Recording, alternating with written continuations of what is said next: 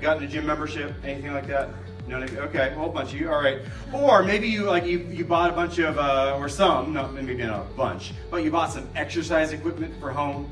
You know, you get that elliptical machine or the treadmill that we had last week. If you don't know what I'm talking about, you missed a big thing last week, right here.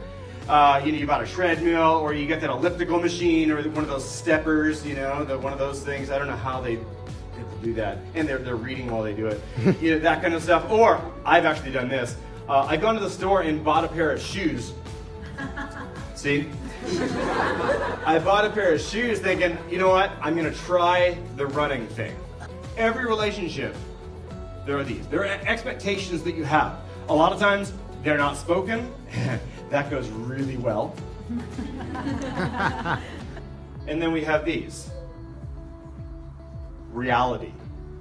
Right? This is what reality is. It's sort of like, we got our expectations over here, but in reality, this is what we're experiencing. And there's this gap between the two things here, right? No matter what the relationship, could be marriage, could be your siblings, could be cousins, could be work relationship, doesn't really matter what it is, right? The problem is, there's this gap, right? And the problem is that most of us, when we feel that gap, this is how we fill the gap. We assume the worst. We assume the worst in somebody. We just think that it's gonna be a negative, right? The problem is, love bends, and love goes out of its way to actually believe the best. And here's the best part. We choose what goes there. We choose what goes there. Nobody else chooses for you. Nobody else chooses what goes in the gap here. Every relationship has a gap. Marriage, family, kids, work, whatever. You choose what goes in the gap. There is nothing to be gained by refusing to trust.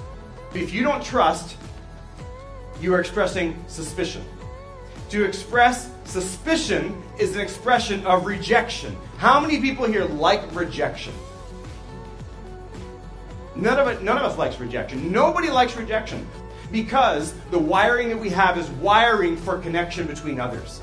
We are like attraction magnets. We want to be around people that are attracted to us. We do not move towards rejection. When there's a gap, you trust. When there's a gap, you trust. Not because they deserve it necessarily. In many cases, they may totally not. It's not the point.